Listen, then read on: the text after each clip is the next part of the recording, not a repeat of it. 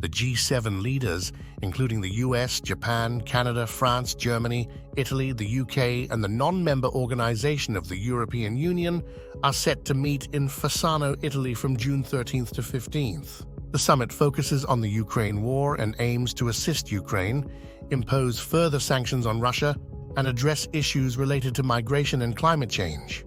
However, the summit has shown that the world is more polarized and closer to conflict, with weak leaders leading the way. The G7 countries, except for Italy, are experiencing political change, with embattled leaders like President Joe Biden and Justin Trudeau, who have historically low approval ratings, and politically weakened leaders like France's Macron, Germany's Scholz, Japan's Kishida, and the UK's Sunak. Italy's Prime Minister, Giorgia Meloni, and EU Commission President Ursula von der Leyen are the exceptions, but with so many unpopular G7 leaders, it is possible many could lose their positions by the time of the 2024 G20 summit in Rio de Janeiro. The primary agenda item for the summit was to support Ukraine and punish Russia. Japan signed a 10-year non-lethal aid agreement with Ukraine, while the US signed a 10-year agreement with Ukraine, committing the US to providing weapons, intelligence sharing, and judicial and anti-corruption reforms. However, the agreement is non-binding to the current or future administration because President Biden will not send it to the Senate to be ratified as a treaty.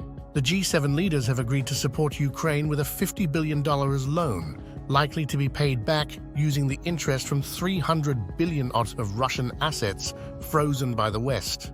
This could hurt foreign investment, especially from the global south. The G7 members also agreed to tighten sanctions against Russia and those entities and countries that assist Russia in avoiding sanctions. They called on Iran to stop its nuclear weapons ambitions and to stop selling weapons to Russia for use in Ukraine. The G7 also cautioned China against aiding Russia in its war against Ukraine by supplying dual-use equipment and materials. European leaders see China's support for Russia as a direct threat to European security, necessitating a more direct response to curtail this support. The G7 is also focusing on and issuing warnings about other methods of circumventing sanctions, such as third-party sales. The G7 is also focusing on an identified shadow fleet of ships which aids Russia in circumventing Western sanctions imposed on its oil and gas trade. However, the West cannot convince other oil producers to increase production to compensate for lost Russian oil production, so it must allow Russian oil to remain on the market to avoid a price shock. The G7 is also inviting some world leaders from the global south to join in bilateral talks with the G7 leaders with the intent to reduce Russian and Chinese influence in that emerging region and attempt to convince the region to support the Russian sanctions.